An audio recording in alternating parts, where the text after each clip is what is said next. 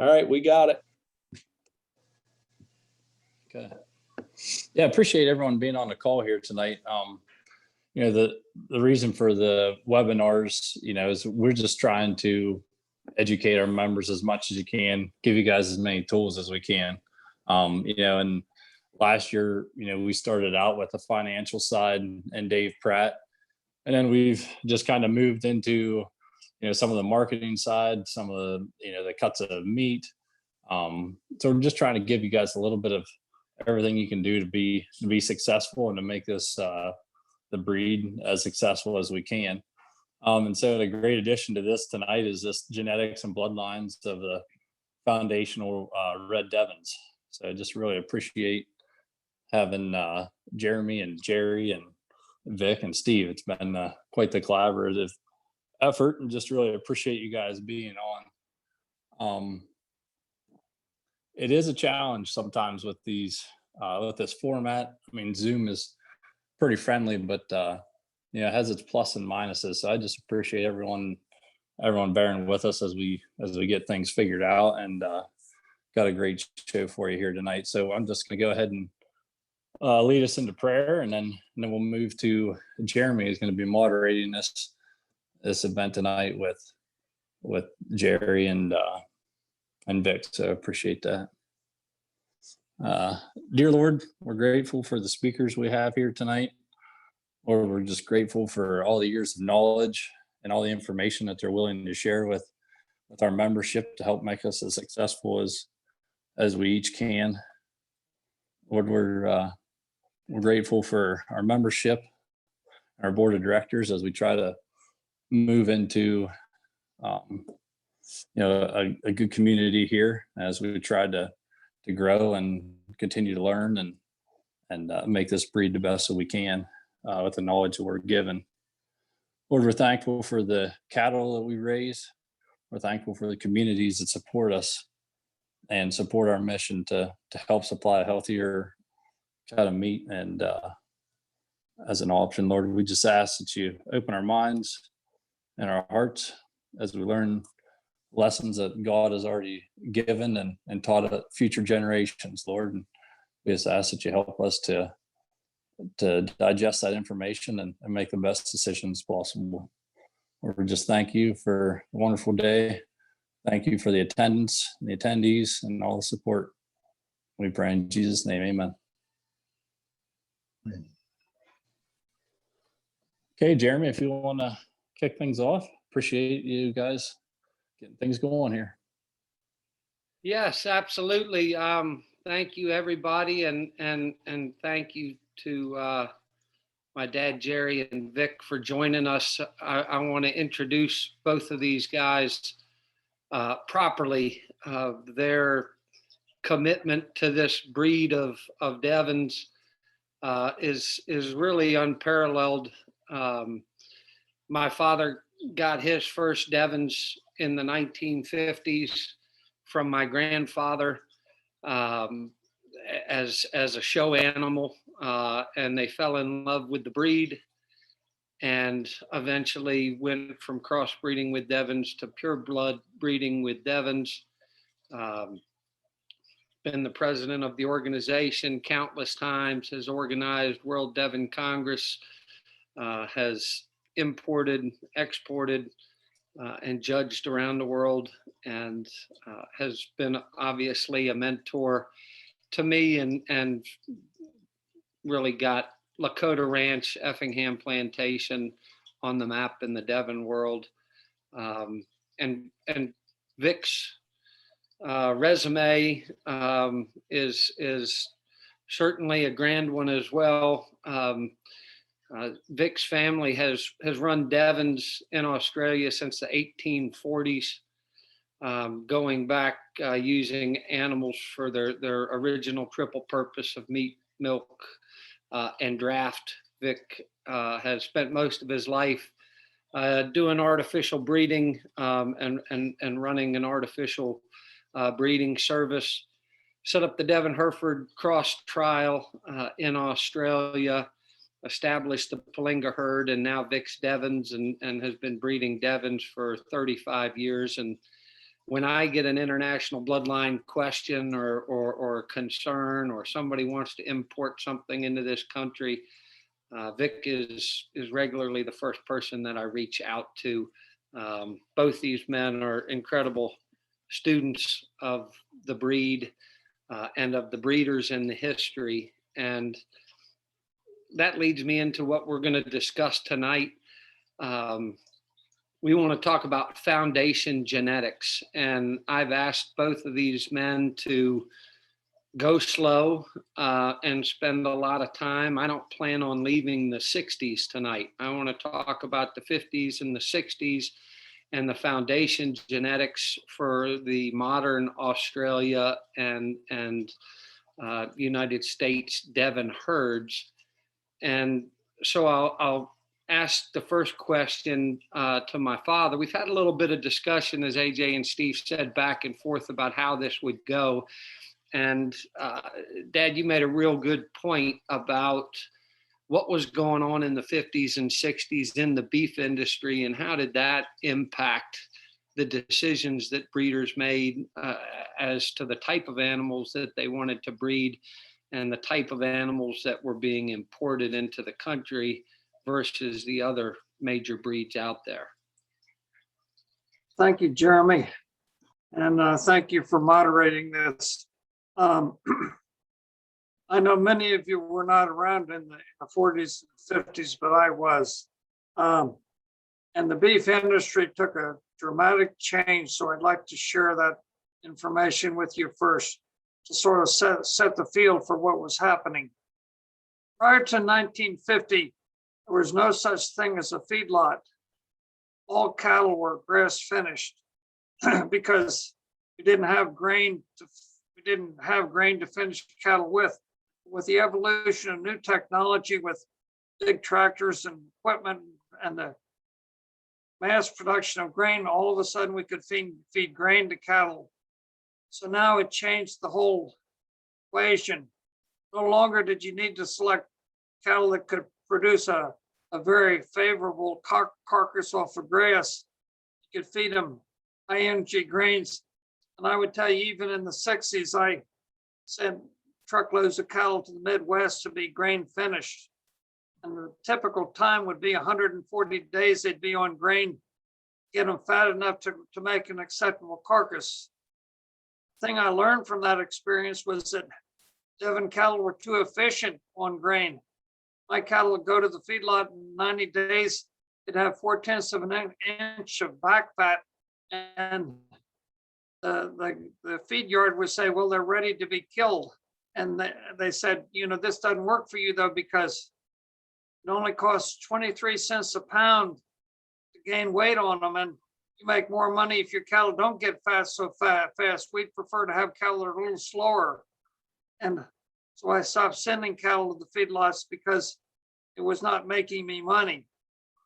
And of course, now today we have grass finished cattle, both for health reasons and for the benefit of the animals as well. So the whole equation has changed.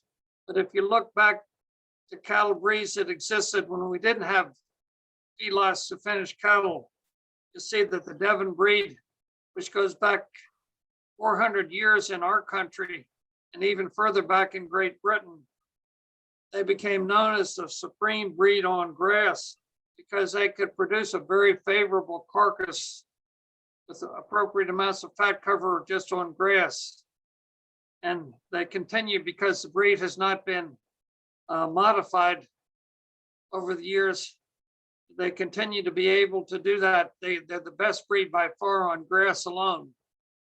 So basically, cheap grain changed the equation.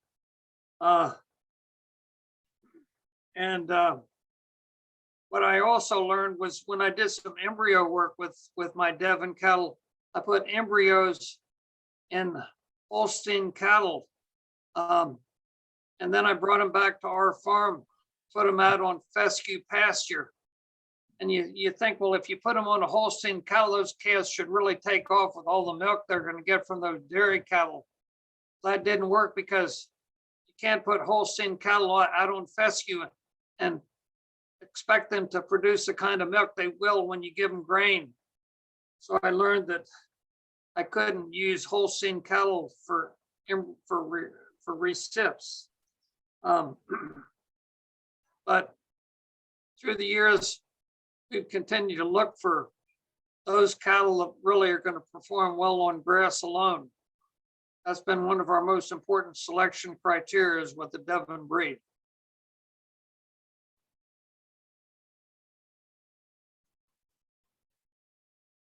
So when you talk about how the industry changed, how did that affect the Devon breed?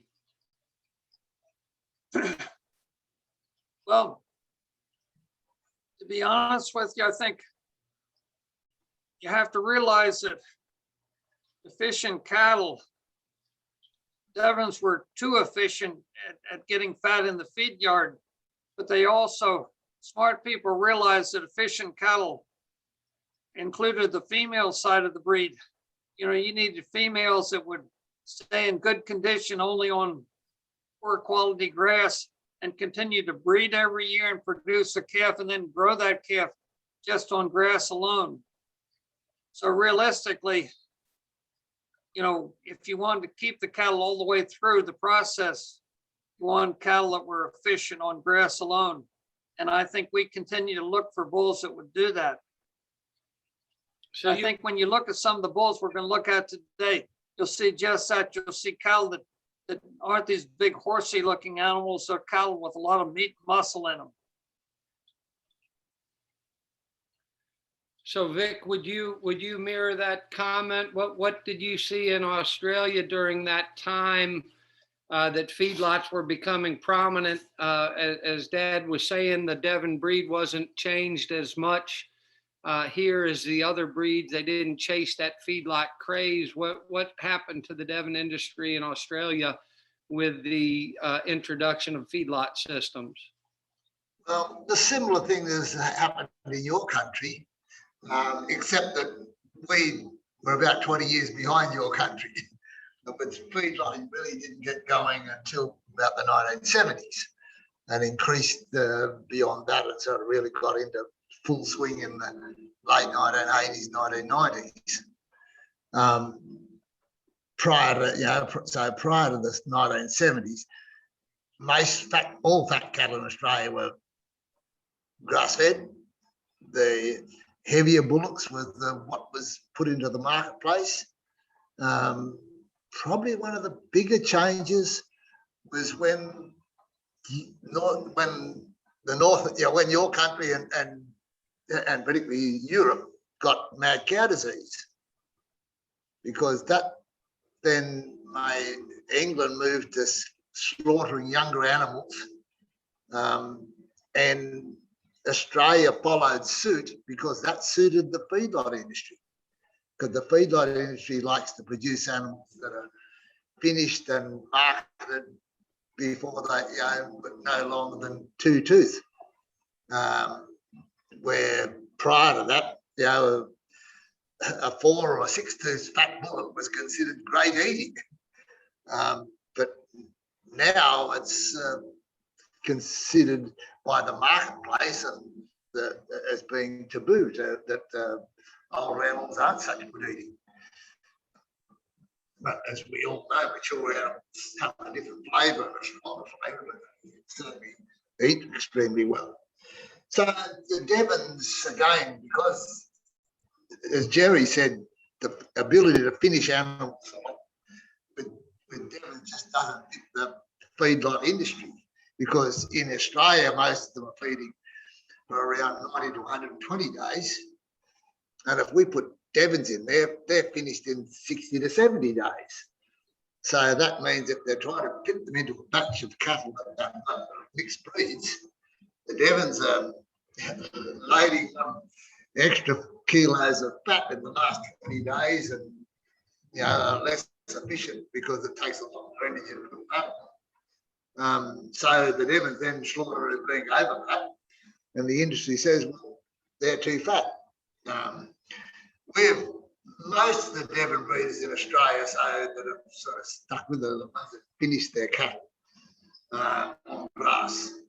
and remained in the grass game. And certainly since grass-fed beef has got going in your country, and Devons have worked with grass-fed beef, then grass-fed beef has again come back to being more popular in our country, because initially in the 70s and 80s, the feedlot industry gained a market advantage in the price.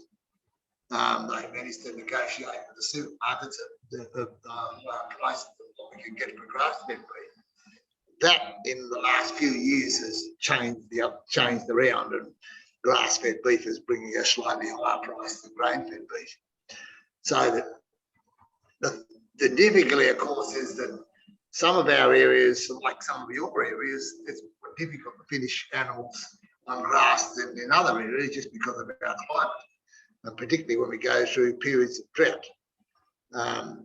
So that the feedlotting then becomes the main supplier of finished beef, because they can feed at any time without it in any season. Absolutely, absolutely. Well, let's go back to the 50s and 60s, and Dad, I'll go back to you. Who was the premier breeders and the major players importing cattle and improving the breed during that time?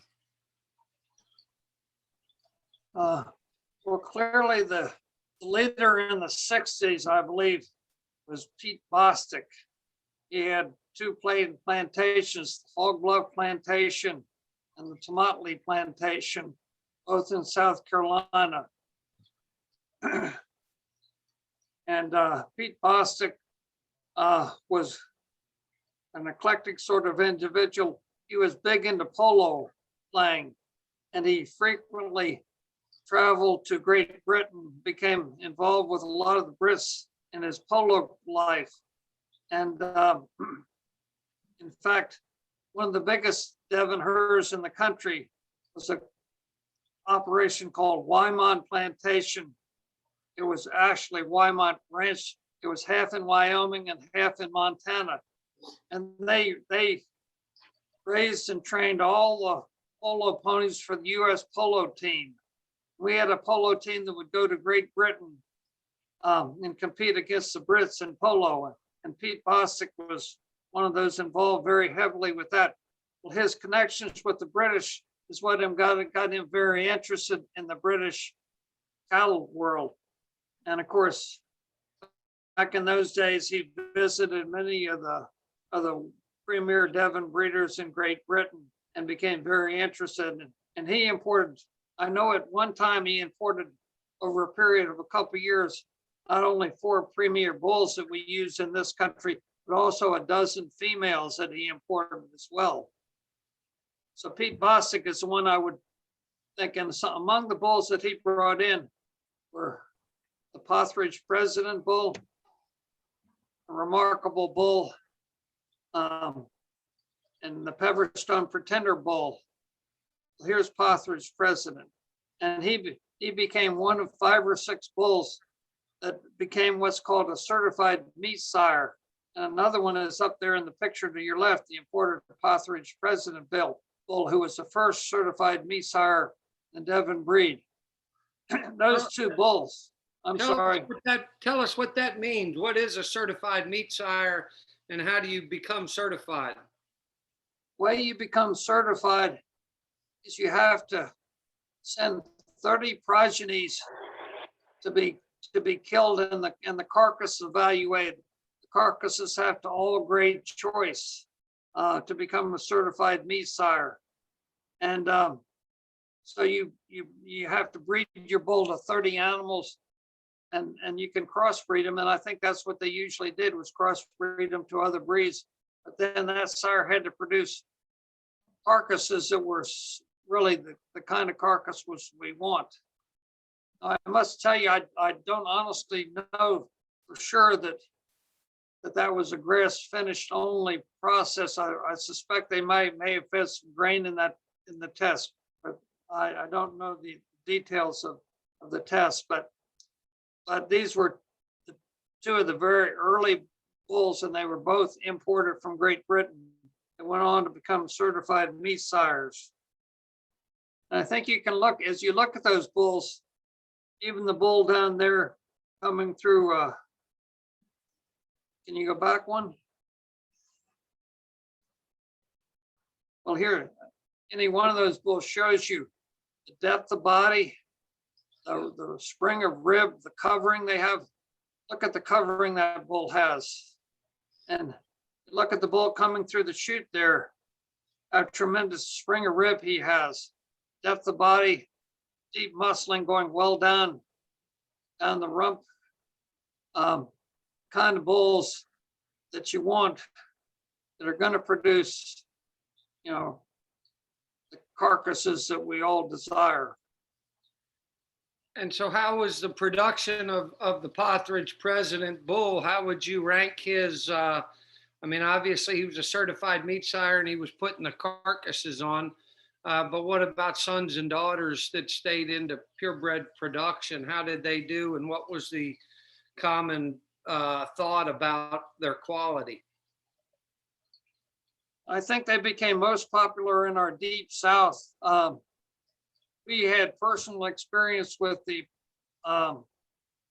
Everstone Pretender bull that we had used in our herd a little bit, and he also was, there you go, there he is.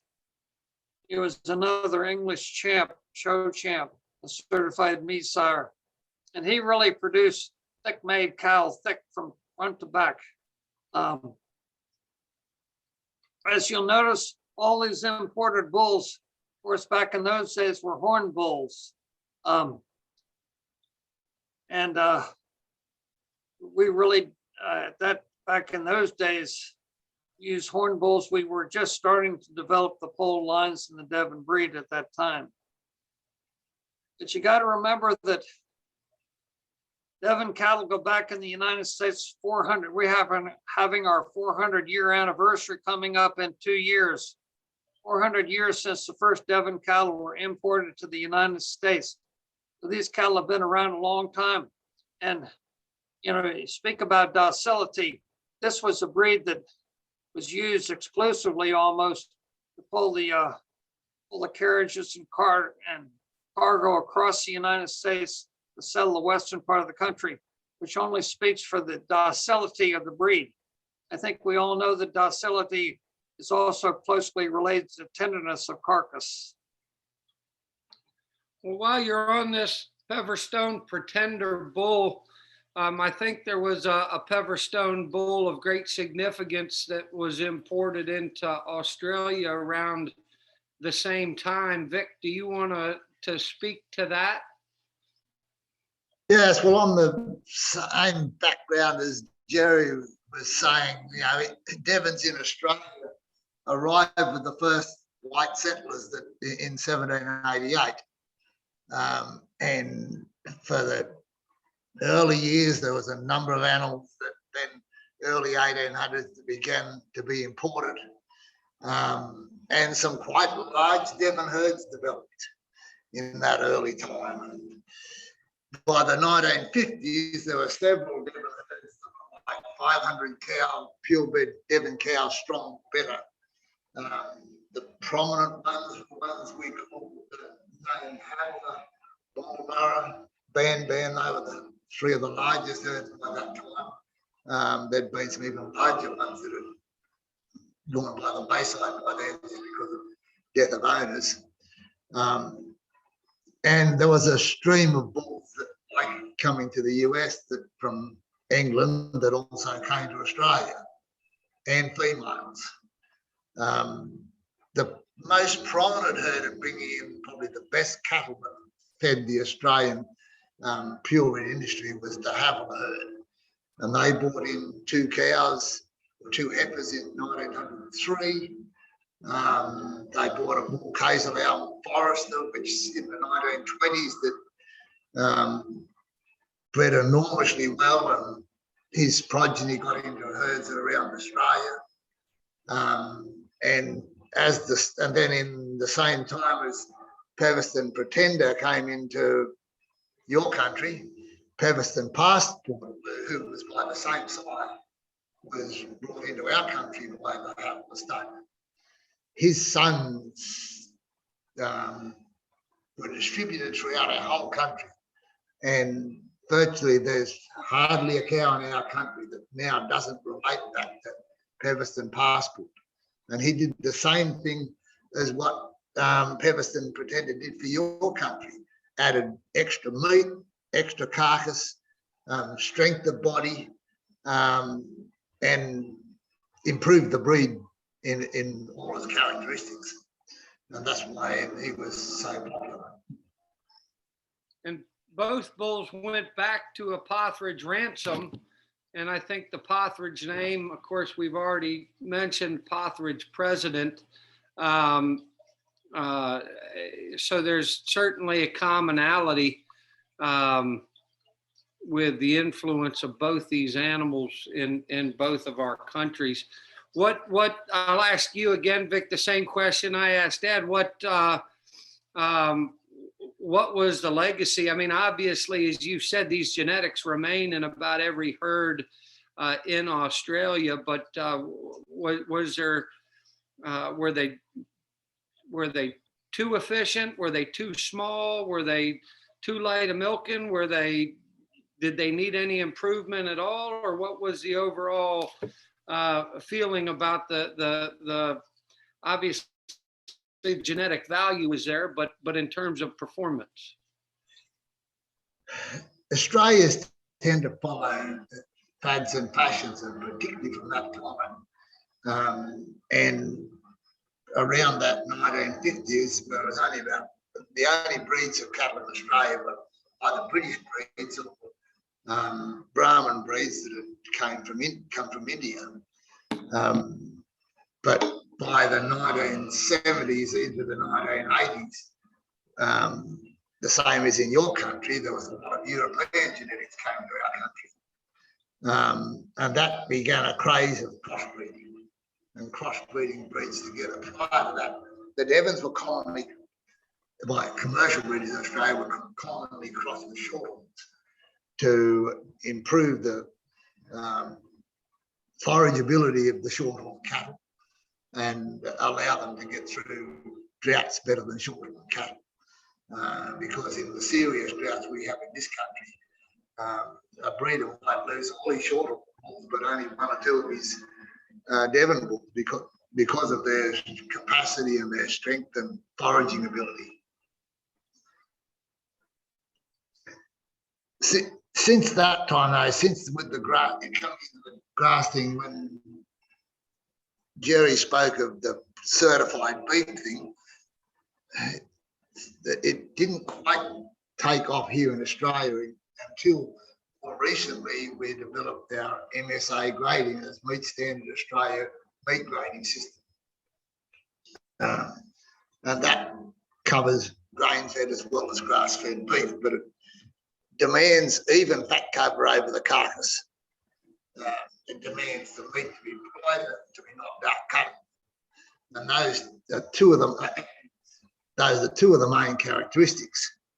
Now, our Devon cattle are noted for having the same centimetres of meat on the rib as they have all down the rump, where most European cattle that are heavily muscled tend to have not much cover down over the rump of fat, and so the meat, when it's hanging on the abattoir rail, dries out. And so those cattle that have got high European content in them tend to have more animals that don't meet the MSA grading system, where our Devons, only 1 or 2% ever fail the MSA grading system, and that's usually for some other reason. Absolutely. So that makes a lot of sense. So would this Peveston Passport bull be found in the pedigrees of any of the more modern bulls that have been imported into the United States that our viewers would be familiar with? features in other words, well, your country imported a lot of Rhodocala cattle. He features in the base background of almost all Rhodocala cattle because the Rhodocala purchased their animals from their base animals from a Holmesley herd that had purchased animals out of Tasmania, and virtually all those animals contained some passport genetics. And then virtually all our other animals, whether you're talking about Belmont clay, you have your semen from the Tupperware semen out of New Zealand, the Gowan Ross and Bix bulls that we've got semen over there.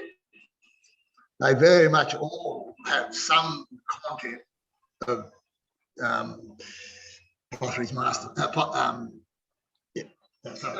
Passport. Pepperson passport.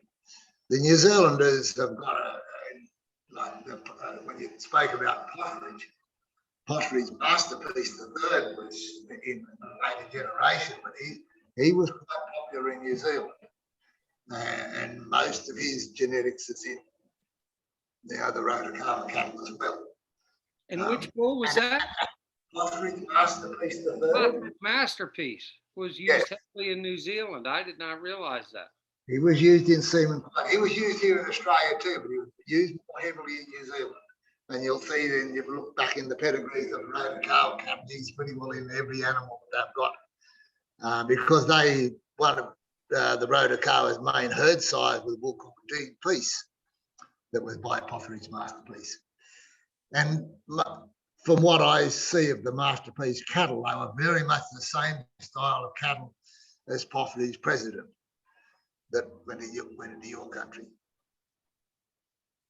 Like deep body cattle with lots of thickness and a lot of fleshing. Because one of the characteristics that we see in Devons is, and even in our cattle, like they can be big and strong and heavy, but when you stand them beside other breeds, they look so much shorter. And yet, and you think, well, they're not as heavy.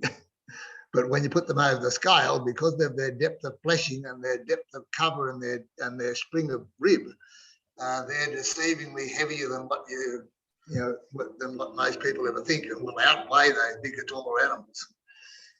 There was a year when Gerald Fry judged Devons in Australia, and I had read a book called Palinga Buckeye.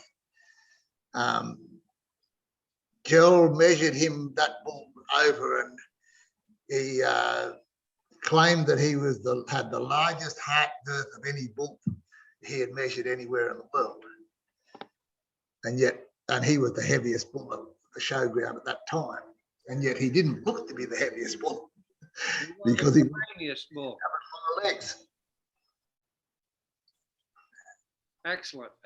Well, let's continue. I know we've got 20 minutes left, and I know the main reason viewers got on here is they want to hear some analysis from you guys on some more of these earlier animals and how they tie to some of the more modern genetics that we're using today. While I still have your page up here, Vic, or I guess your page is going away. Wait, now you're coming back. Do you want to connect any of these animals and open? You talked about Rhodocala. Why don't we go there first and talk about some of the different, why don't we go to Wambrumura first, because that's probably the bridge between Havilah and Rhodocala, correct? It is, yes. In other words, I sourced genetics out of Woomera, and I bought the cow you're seeing on the left, the Woomera Jenny F50, with Woomera Warlock as a calf at foot. And you'll see 2 pics of her there. She's got a full sister to Woomera Warlock as the calf on her at that time. Now, Warlock was by the Woomera Lizard Bull, who was quite a big, tall, would have been frame 6, bit over frame 6, quite a big, tall bull. And you see the Warlock is not quite as tall, but a very long body. And Warlock was the sire of Rhodocarpus 688 used in New Zealand. And now put over that long bull that put over cattle that had more depth of body and of the Potteries president, now part of the Potteries masterpiece line, produced a tremendously big, deep-bodied bull that had a bit more frame and a bit more size in Rhodocarpus 688 that became to be used so heavily in your country. He probably threw more to his mother's style than his father's style. But he So Vic, I have to ask you, I'm looking at Wambremura Warlock and Wambremura Jenny, and I'm seeing a lot of maternal characteristics and maternal traits. I'm seeing slick skin. I'm seeing, cow that looks like a good milker. I'm not seeing the meat and muscle that I see in the Rhodocarpus 688 bull, which makes me think the mother of 688 had to be a pretty heavy muscle, different type of a cow. Can you speak to 688's mother? As I said, she was, effectively a Potteries masterpiece style cow. In other words, a deeper bodied, thicker type cow.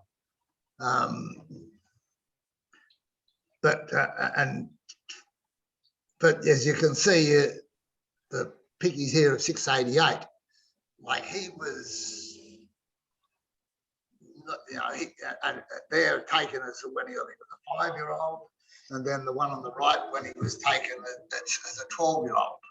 And so he added a lot of depth of body and a lot of, and filled out over these years of maturity, and remains still very sound and efficient animal into his latter years. But I think the Wambremura sire sort of increased the size of his progeny.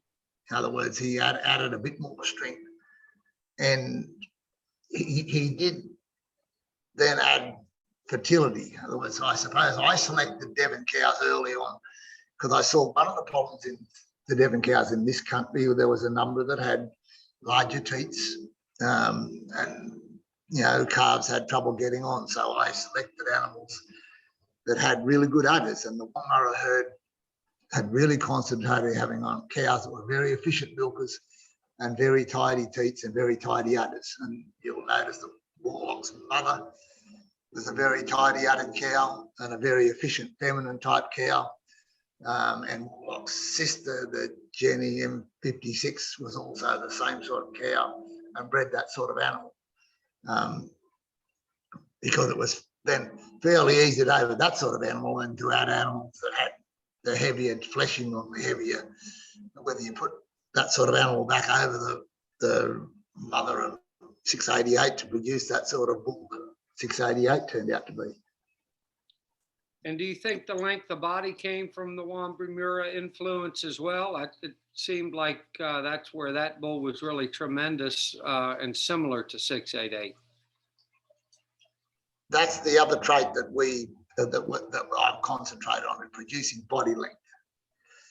Not a body length that ends up being a bit weak in the loin and too tall in the tail head that sort of gets weak in the back. We need that strong, straight back. But if you look at the value of the various meat cuts within an animal, they all come, the most expensive cuts all come from along the back line, over in the top half of the animal. And so I've aimed to try and breed animals and select animals that have that body length, that have a little bit more length of muscles along the ribeye area and in that top line and in the top of the and length from the hip to pin, which has more of the expensive cuts that are in the rump area. Some breeders get carried away by trying to select for animals that have a lot of pattern area down in the lower leg. But of course, the cuts down in the lower leg have a lot of sinew in them, so they're only ever grinding beef.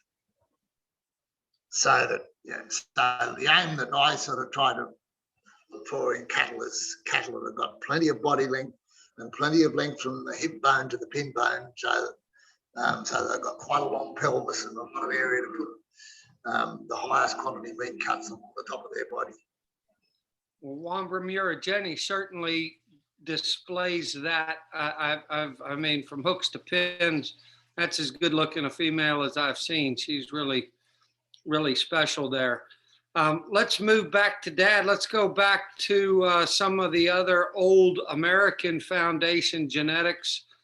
And again, we're starting to get close on time, but let's look at some of the maybe LL Calgary, because he ties in rather, well. Talk to us about this bull, Dad. This was really the premier Hersar at Devon Acres, who was in the 70s, the premier breeder in the western part of our country. And they had two bulls that were, this bull was a 3/4 bull, a brother to a bull named Mr. Ideal. And you'll notice that this bull has tremendous muscle all the way down through the hind quarter, great spring of rib, great depth of body. And he was a tremendous producer of bulls. If you look at many of the Devon herds around the country, back in those days, they all had LL Calgary sons in their herd.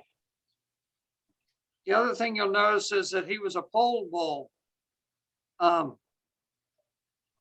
And only in the 70s did we start to really get some pole genes into the Devon breed.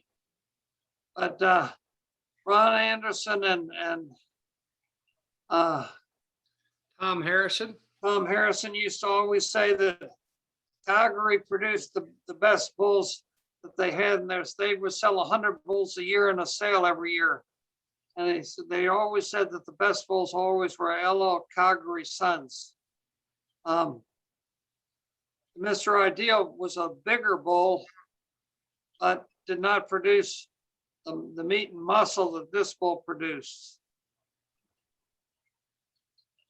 I think you have a picture of him too, yeah. See, he was a frame size 5 or almost a frame size 6 bull. And that's a picture there of Ron and Tom back in their heyday. I think they're talking to the premier breeder down south, Shire Raham. And the genetics of Mr. Ideal also. What I'd like to point out about Mr. Ideal and also about LL Calgary, if you look on the sire side, you see imported Fishley Famous.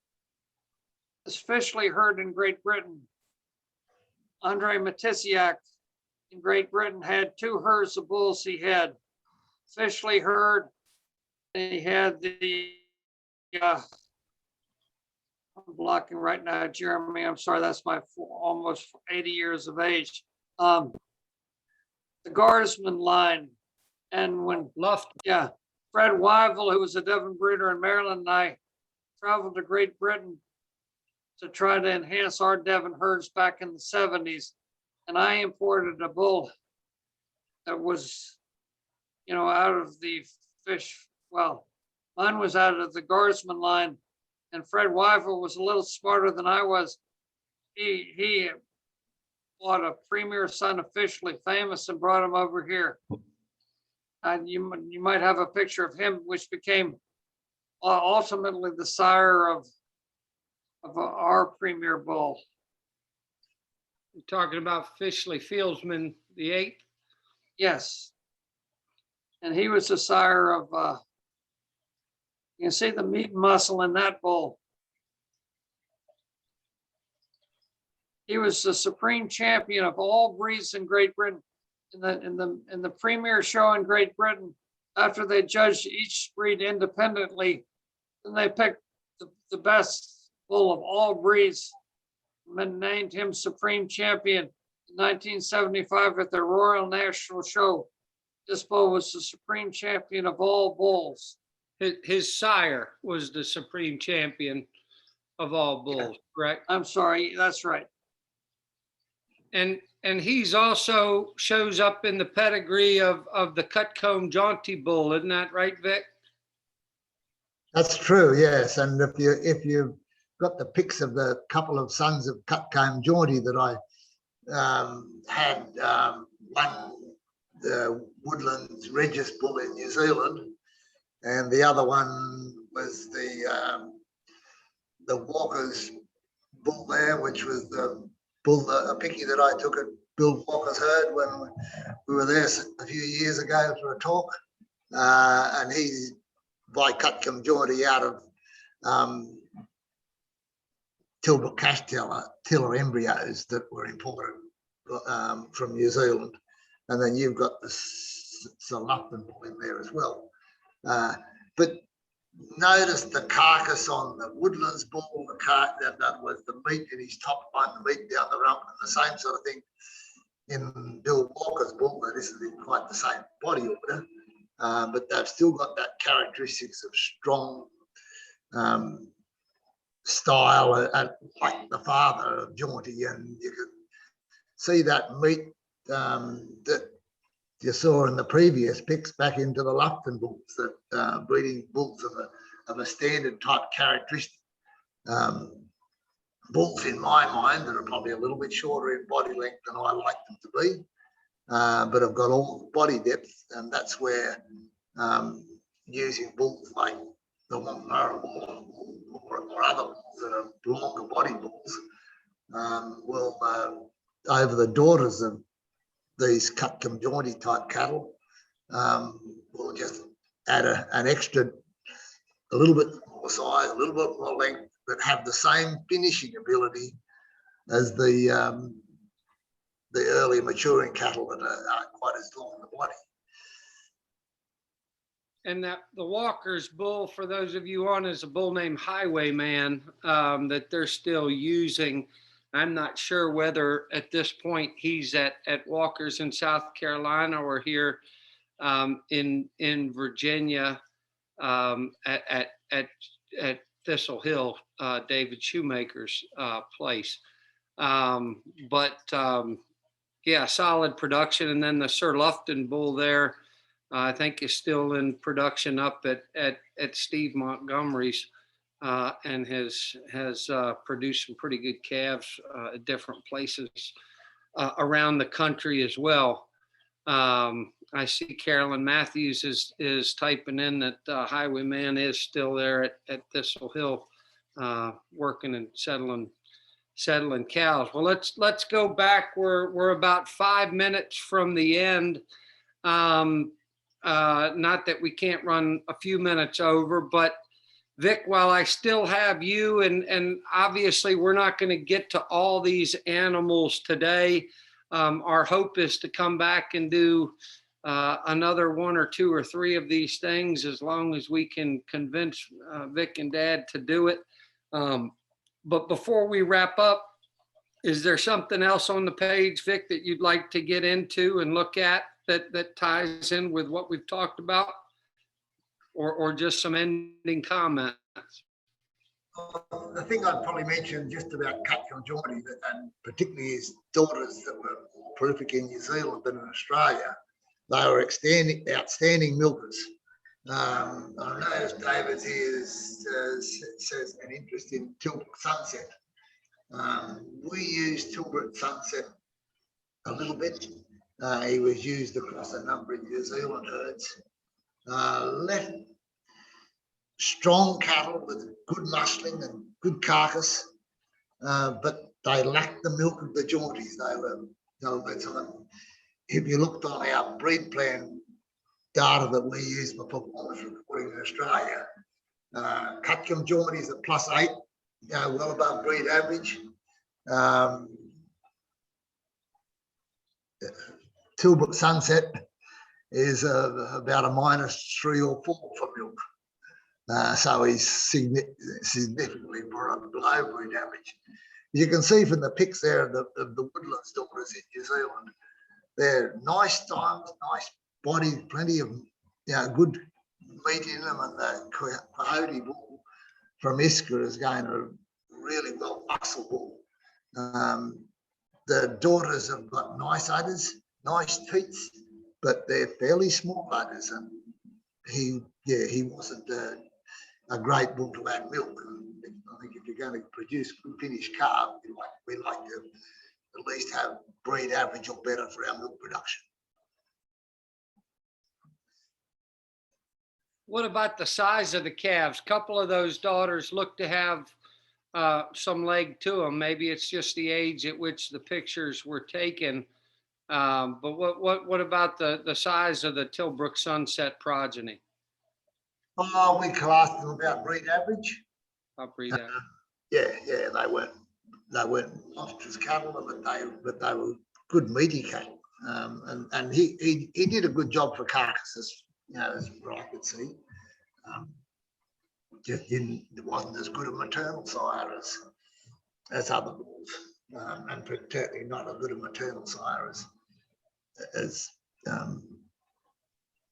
probably another New Zealand bull, but sort of we're not going to have enough time to mention today is the Tupper Bay Lions and the Tupper Bay 635. I considered that his mother was the best uddered Devon cow that I've laid eyes on, and he transmits it in his daughters. That lovely udder shape, the lovely teat size, and when we were in your country last year, I saw a number of 635 daughters in your herd again. They all have that lovely udder and that ability to correct udder faults in other cattle. How's Tapaway performed in Australia and New Zealand? We've all here seen, 635 especially has been used pretty heavily in this country and continues to be used. But how has his production been in New Zealand, but primarily in Australia?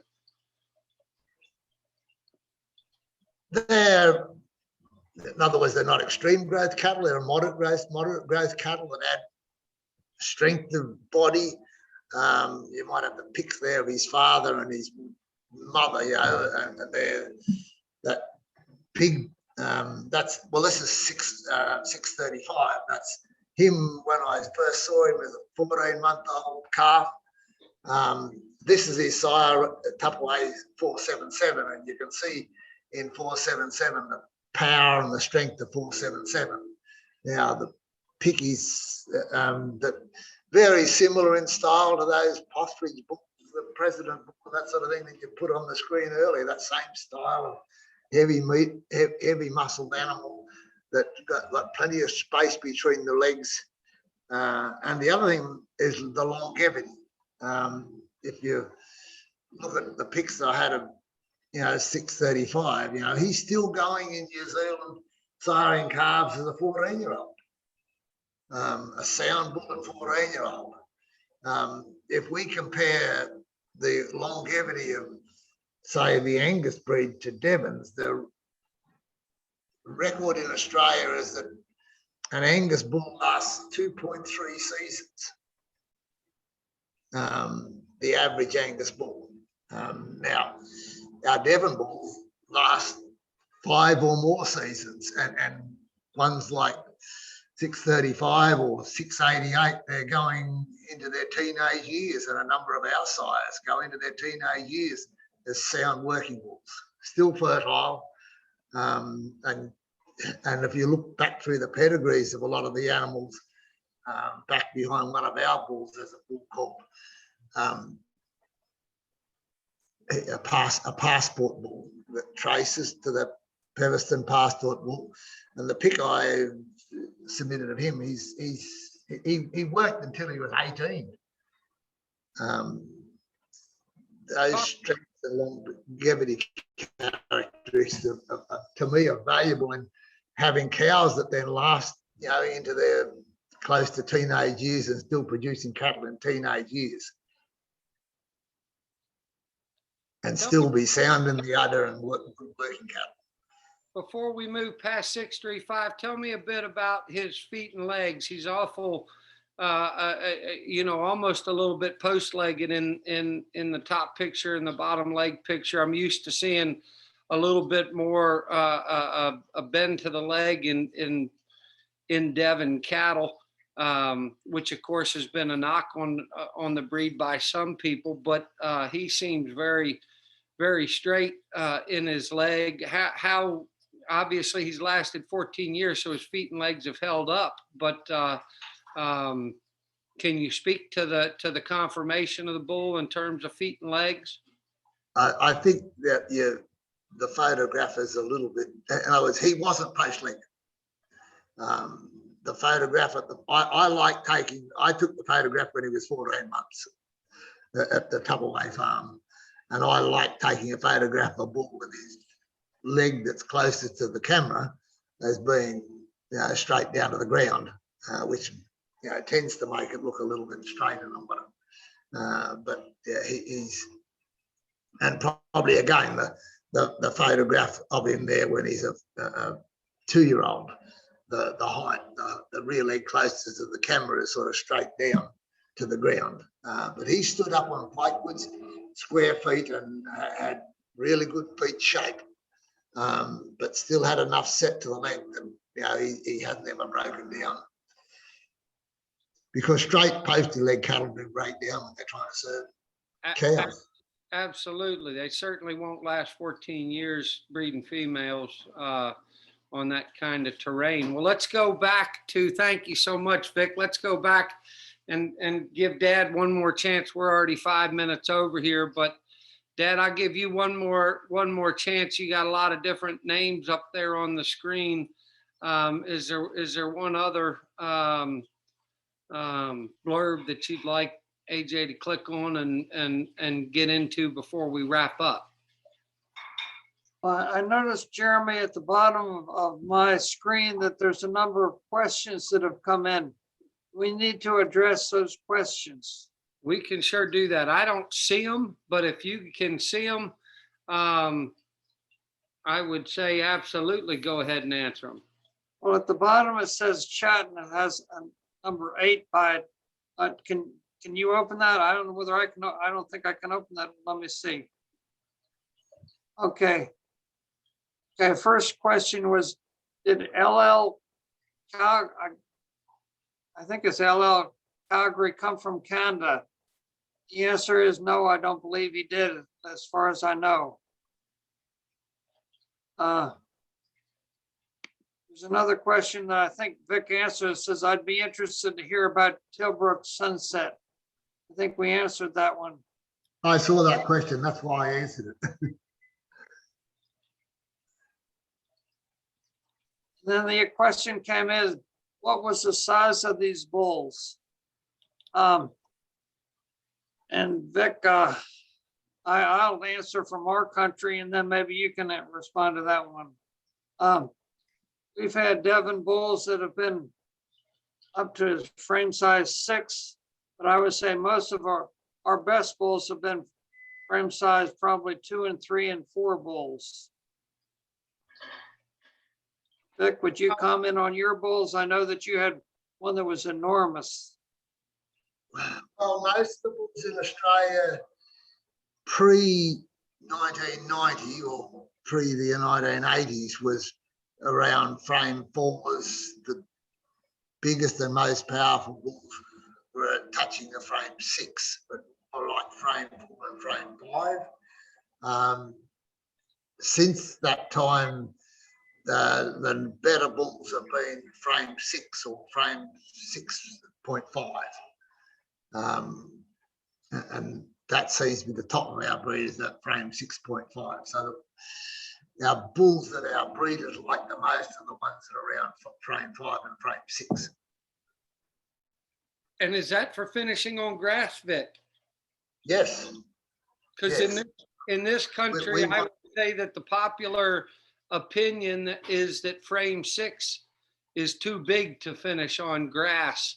So would you speak to how those bulls perform on grass and the time, the window in which they're being finished? If you look back to the first screenshot introducing my bio, I had a few pickies there of our steers that are in grass and oat crop.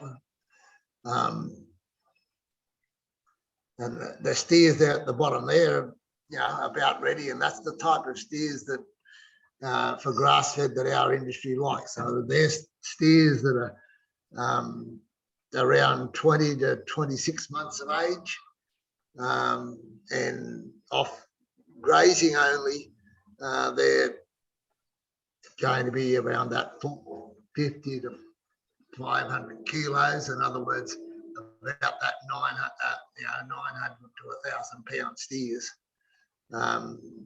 straight just off grass. Because our supermarket trade requires an animal that has a carcass weight of 220 pounds above. 220 kilos above, which is around that 450 to 500 pound carcass. And do you find you can't get that much weight on a carcass on the smaller framed animals, or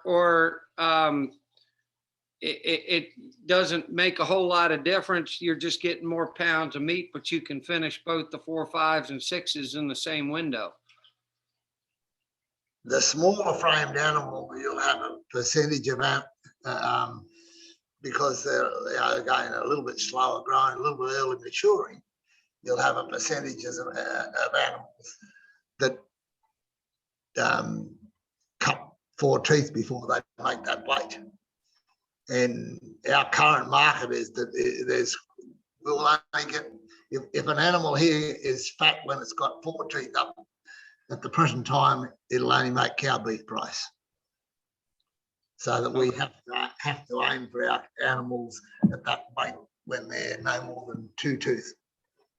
I'm with you. So it's economically driven. It's too big of a risk to run the smaller, more efficient animals that'll lay on fat too quick, just like Dad was saying with the feedlot back in the 50s and 60s. They'll finish too quick and you won't get paid a premium. That's right. So our breeders sort of work the thing, because again, our breeders, our other previous market and it still is for the heavier books, is what we call our Japanese, our export market to Japan for grass-fed finished mature books, and they want around 1,300 pounds live at slaughter winner. So they want larger animals, so that's a special market. But that's what we call what Australians term as Japhawks. And grass-fed Devons fit that market quite well, but it's not paying as much as the local trade market for younger animals. Makes sense. That makes sense. I'm seeing a question from Bob Van Kirk, and it's a great one. I can't read the whole, but I think it's a good place to end. And he's asking, what's the favorite bull of Vic and Jerry in their lifetime of breeding Devons? And I know if somebody asked me that question, I would say, well, that depends on the cow that I'm breeding it to or what my production system is. So I'm not going to let you off the hook with that answer. What's Vic, you go first. What's your favorite bull in your lifetime of breeding Devon that's been all around the best bull and the most influential bull who's stamped progeny and left his mark for generations? I'm really, in answering the question, I think you alluded to as to what we've got in the cows and what we need to use to improve that cow. When I began breeding Devons, I'd been doing a lot of artificial insemination work with the dairy industry. And I began being highly successful with Devon cows. In my first decade of breeding Devons, I won more champions than any other exhibitor of Devon cattle at our main shows. but I couldn't breed a good bull. And then I thought one day, every time I breed a cow, I think, which bull am I going to put on that will breed a better daughter? When I changed my thoughts on some of the cows and said, well, which bull do I put on this cow to breed a better son? Then I started breeding champion sires and bulls as well. And so I think that's the thing that you really need to look at, and breeders need to look at, as to when you're joining your cows and the types of cows you've got, as to what bull out there is going to fix the faults of the traits that are in that cow. Because you can't just change your cows, you can only breed better ones. And so the cow's got poor teats and poor teat shape and poor udder shape, then a bull like AA 635 you'd use if you're using semen. If a bull's, you know, short and compact in body and you want to add a bit more length and frame, then you're going to use a bull that's going to add extra strength and length and size to your animal. If you want to add some more rump carcass, then you and strength of meat in the rump area, then you're using a bull like Iska Mustang or your King Henry bull that is really strong. So it's a matter of what you've got in your toolkit of genetics to put over each cow individually. I noticed that in breeding cattle over the years, that some of the most successful stud breeders that are breeding really good individuals are former dairy farmers, because former dairy farmers are interested in looking at each individual cow and breeding a better daughter out of that cow. Beef breeders tend to buy a bull and put it over all their cows and think he's going to do them wonder, and then cull all the ones that they don't like. But of course, if you cull that, you're also keeping the brothers and the sisters of the ones you didn't like. And that doesn't necessarily breed on them and improve your general herd, where selecting for the bull that suits your best cow makes each individual cow produce a better son or a better daughter in your breeding. I agree with everything you said, but you tap danced around the answer. So I'm gonna rephrase the question. If you could only breed one bull you could only have semen on one bull in the history of Devons to use in your cow herd over the next 5 years, who would the bull be? Crazy Almond Forester, who was a bull I said a picky of. He's way back in the pedigrees, but he was imported into Australia in 1915 and was an extremely good sire for the Habla herd. And yeah, I'd love to be able to go back and pick up that bull genetics today and reuse it. Do we have his picture? You had his picture and some notes about him that I provided. Well, while they look for that picture and we can come back to him, I'll pose the same question to you, Dad, of who was the best bull you ever used? If you could only have semen off of one bull to use over your herd, who would the bull be? That's a tough one for me too, because each one seemed to contribute to our herd in a different way. I guess if I had to pick just one, I might go with the Iska Mustang bull. We brought all the remaining semen from that bull. We've used only a small amount of it, but I've been very impressed by his calves that we've had.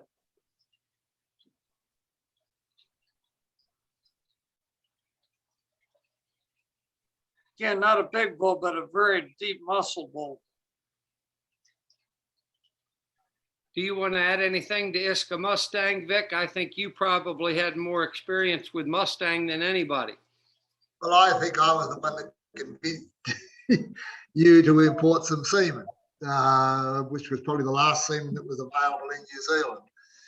I saw Mustangs mother at the 2000 conference in New Zealand, and she lived, I think it was 27 years and produced 23 calves. And she was a strong, and they were all good calves. She was a top weaning weight performing cow. Joan Power got Mustang sire, which was from Rotokawa, that had the really strong apple-shaped rump that added to her cow and complemented her cow by adding this extra carcass quality that Easter Mustang shows. And certainly if you look at us Mustang's daughters, they all carry meat and carcass and characteristics. There's there's shots of Iska cows that would all have some relationship to Mustang. The one on the left is Mustang's daughter. The bull on the right is the Casanova bull that Alison bred here. And again, you see from his rump, he's got and his body strength and capacity, he's got the same traits that Easter Mustang transmits into his progeny. And the bull, the Jurassic bull that some people have used in your country traces back to similar breeding to Casanova or Iska Mustang back in the pedigree. When did that Casanova bull, is he still alive, or when was he used in your herd? We've been through 2 years of drought, or 3 years of horrible drought, and we had to let some sires go that we would have liked to have retained. So we've got Casanova breeding in some bulls and cows that we still use. We haven't got any Mustang semen left, but we like his characteristics. And I say there's, although there are none of them on the marketplace at the present time, there's still a fair bit of Iska breeding in some of the New Zealand herds that are, because Wayne Aspen, Tinapai herd, bought all the Iska cows. And he had Mustang and Coyote that was by Tilbrook Sunset. And most of his, and then when he dispersed because of ill health, basically all the Iska bred cows are still in herds within New Zealand and remaining in their stable. Great. Well, we have gone a good bit over. Thank you guys so much for sharing your time and your knowledge. And I'm sure we're going to get feedback from folks saying they wanted more and more analysis. So I will hope that we can circle back and do part 2 in the spring. And get into some more of the old bloodlines and some deeper discussion. I would encourage anybody who participated that if you have questions, email them into the organization, and we can get more in depth on different bloodlines based on what people want to see. Thank you guys very, very much. And if you have any closing comments, now would be great. Otherwise, we will wrap it up. Vic, anything to add in closing? Well, it's difficult to get through everything that we submitted. Pics of animals and pics of relations and behind animals that I provided, but you're welcome to put that on websites or whatever, and that some of your members can refer to, that shows the animals in the background of a number of the animals that are being used, and gives your breeders a picture. I tend to breed to grandparents. In other words, I tend to think that we inherit effectively a combination of what our grandparents have in genes. So if you look at the grandparents of animals in your breeding and breed and combine in your head what they have, look back into the pictures that Jerry supplied and I've supplied of ancestors of the animals that we're using today, then you'll see in those animals the style of animal that you like to breed, and say, well, I'm going to get that genetics. Thank you, Vic. That's awesome. That's awesome. Dad, anything to add in closing?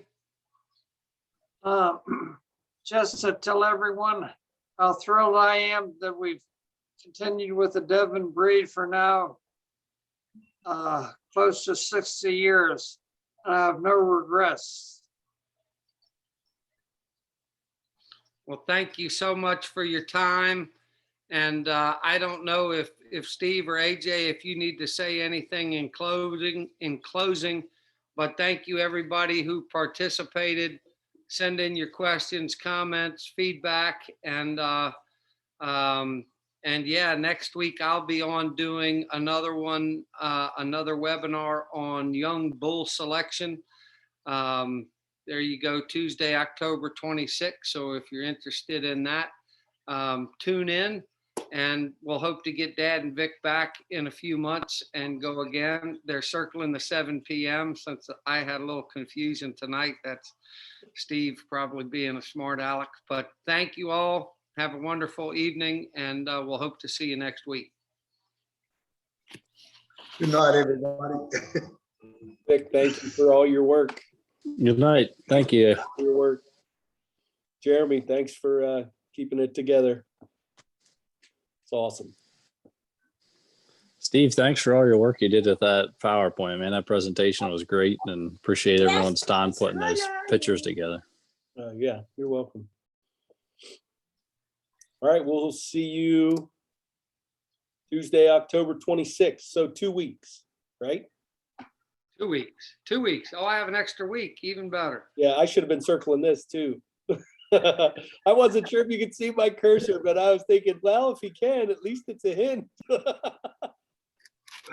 I got you. For those of you who don't know, Steve's suffering from COVID. He's still very feverish. So his sense of humor is off a little bit, but just laugh along with him and wish him the best. And to everyone, a good night. Hey, thanks. We'll see you all. All right, thank you, son. Feel better, Steve. An absolute pleasure to be with you.